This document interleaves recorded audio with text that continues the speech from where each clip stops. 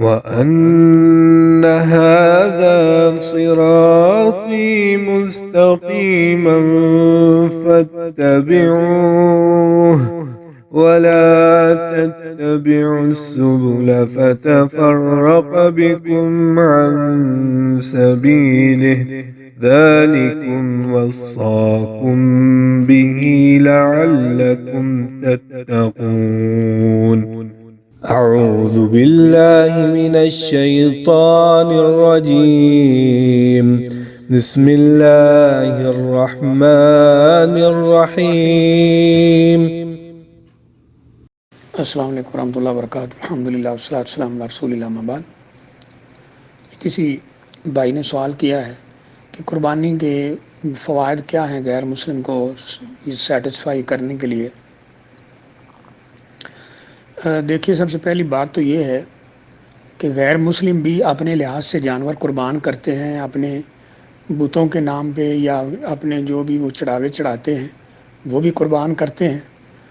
اور فرق یہ ہے کہ وہ بتوں کے لیے کرتے ہیں، غیر اللہ کے لیے کرتے ہیں، اور ہم اللہ تعالیٰ کے لیے کرتے ہیں. یہ کام تو وہ بھی کرتے ہیں. اگر وہ نہ کرتے ہوں تو پھر یہ سوال پیدا ہوتا ہے کہ جی مسلم ایسا کیوں کرتے ہیں. وہ خود بھی کرتے ہیں، بتوں کے نام پہ دیتے ہیں، چڑھاوے چڑھاتے ہیں، اس طرح کی چیزیں وہ کرتے ہیں. تو اپنے لحاظ سے وہ تقرب کے لیے اپنے عرس میلوں پہ بتوں کے نام پہ سب دیتے ہیں. تو ہم بھی اللہ کے نام پہ دیتے ہیں، کیونکہ اللہ نے قرآن مجید میں فرمایا ہے انا اعطیناک الکوثر فصلی لربک وانحر. تو وہ اپنے لحاظ سے دیتے ہیں. ہم جب دیتے ہیں تو اللہ کی رضا کے لیے، اللہ کو خوش کرنے کے لیے، جس نے ہمیں پیدا کیا ہے، جو ساری کائنات کا مالک ہے. دوسری بات یہ ہے کہ قربانی کا یہ فائدہ ہے کہ ہر غریب امیر کے گھر میں گوشت پہنچ جاتا ہے. آج بعض ملکوں کے ایسے حالات ہیں کہ وہاں پر وہ مہینوں بھر یا سال بھر یعنی گوشت وغیرہ نہیں کھا سکتے، تو ان تک بھی یہ گوشت پہنچ جاتا ہے.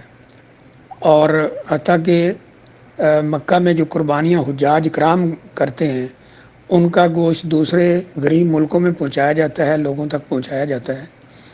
تو اس میں یہ بھی فائدہ ہے کہ ہر غریب امیر کے ہاں یہ گوشت پہنچتا ہے. اور تیسرا اہم بڑا فائدہ جو ہے وہ جیسے سوال میں بھی ذکر کیا گیا ہے کہ اس کی کھال جو ہے یہ ایک بہت بڑی صنعت ہے، بہت بڑی تجارت ہے. اور آج دنیا اس سے چیزیں بناتی ہے. وہ یعنی اس میں یہ بنیادی چیز ہے کہ اگر ویسے جانور ذبح کر کے اس کا چمڑا بیچا جاتا ہے اور اس سے بہت ساری پروڈکٹس بنتی ہیں، تو اس انڈسٹری کو، اس پروڈکٹ کو ان دنوں میں آ کر اور زیادہ بڑھاوا ملتا ہے.